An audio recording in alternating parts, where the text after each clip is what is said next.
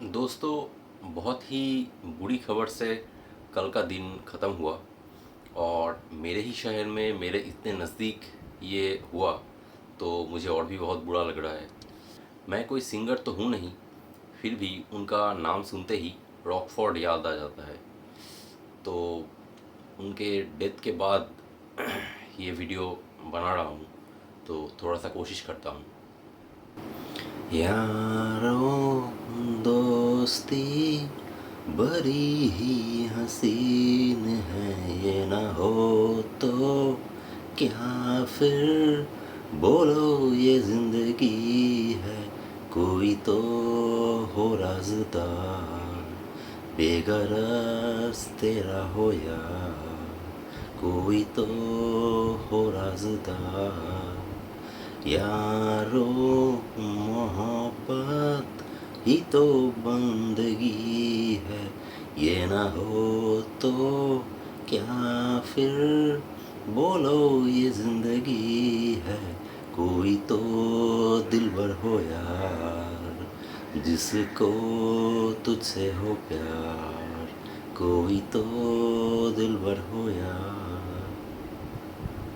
दोस्तों, आज कुछ और टॉपिक पे बात करना था, लेकिन मैं सोच रहा था कि ये साल इतना बुरा क्यों जा रहा है, specially for sports and music lovers and sportsmen's and musicians are dying at so young age, especially those who are known to be very fit. देखिए, पर्टिकुलरली इस घटना में क्राउड मैनेजमेंट या इमरजेंसी मैनेजमेंट के ऊपर बात करने के लिए बहुत सारे लोग हैं, उस पे मैं कुछ बात नहीं करूँगा। आई जस्ट होप कि इस घटना से हम सीख लेंगे और अगली बार से हम और ज़्यादा सतर्क रहेंगे इन सब चीज़ों के बारे में। मैं एज ए डॉक्टर कुछ और चीज़ों के बारे में बात करना चाहूँगा। मुझे लगता है यहाँ सबसे इम्पोर्टेंट चीज़ है जिस पे हम सबको ध्यान देना चाहिए, वो है स्ट्रेस। आजकल हम इस कॉम्पिटिटिव दुनिया में हमारे रोज़मर्रा के ज़िंदगी में इतना ज़्यादा स्ट्रेस लेते हैं कि क्या बताएं। सभी का हालत सेम है।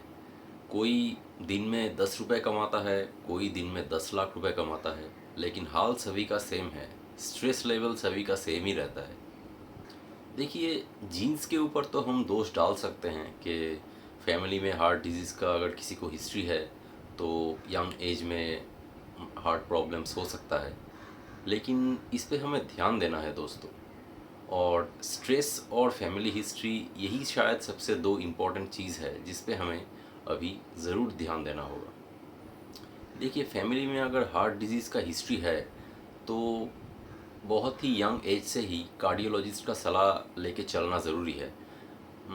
आई थिंक एटलीस्ट 25 साल के ऊपर एज होते ही किसी न किसी कार्डियोलॉजिस्ट को दिखा के उनका सलाह मान के चलना ज़रूरी होता है, अगर आपके फैमिली में हार्ट डिजीज़ का या हार्ट डिजीज़ से डेथ होने का कुछ हिस्ट्री है किसी का तो। और अगर फैमिली में हिस्ट्री हो भी या ना भी हो, तो हार्ट डिजीज़ को रोकने के लिए जैसा लाइफस्टाइल हमें मेंटेन करना चाहिए, और जो जो लाइफस्टाइल हैबिट्स जो जो हमारे हार्ट को नुकसान पहुंचाते हैं, वो चीज़ें हमें करना नहीं चाहिए। उन चीज़ों से हमें दूर रहना चाहिए। ये बातें तो सभी बताते हैं, मैं भी फिर एक बार बताता हूँ। शायद एक भी इंसान को अगर मेरा बात समझ में आ जाए तो अच्छा ही होगा। लाइफस्टाइल मॉडिफिकेशन के अंदर सबसे इम्पोर्टेंट तो है स्ट्रेस को रिड्यूस करना या स्ट्रेस को अच्छी तरीके से हैंडल करना। मैं स्ट्रेस के ऊपर इतना ज़ोर इसलिए दे रहा हूँ कि देखिए, तबीयत ख़राब होने के बाद भी अगर किसी को परफॉर्म करना है at the same level with the same intensity, तो इसको स्ट्रेस नहीं तो और क्या कहेंगे। स्ट्रेस मेनली दो कारण से होता है दोस्तों। एक, कि अगर हम लाइफ से बहुत ज़्यादा कुछ चाहते हैं और हमें लाइफ से उतना नहीं मिल रहा है, मतलब डिमांड और सप्लाई में अगर गैप हो, तो हमें स्ट्रेस होता है।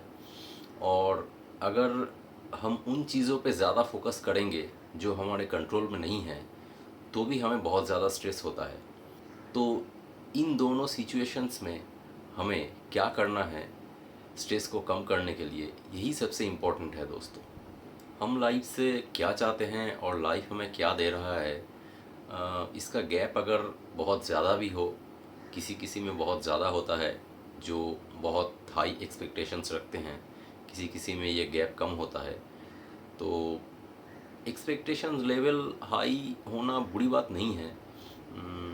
उच्चाकांक्षाएं तो होना चाहिए लाइफ में, वरना हम आगे कैसे बढ़ेंगे। लेकिन वो अगर हमेशा पूरा ना हो तो उस स्ट्रेस को कैसे हैंडल करना है, ये हमें लाइफ में ज़रूर सीखना होगा दोस्तों। और जो चीज़ें हमारे कंट्रोल में नहीं है, उन चीज़ों के बारे में कम से कम सोचना, ये भी हमें सीखना होगा।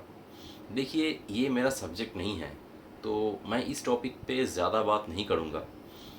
फिर भी एज ए डॉक्टर और एज ए ह्यूमन बीइंग मुझे लगा कि ऐसा एक दुखद घटना हुआ है, तो कुछ तो बोलना चाहिए मुझे, इसीलिए ये वीडियो बना रहा हूँ, बस और कुछ नहीं। स्ट्रेस को कम करना है दोस्तों, जैसे भी हो स्ट्रेस को कम करना ही है, और कुछ नहीं।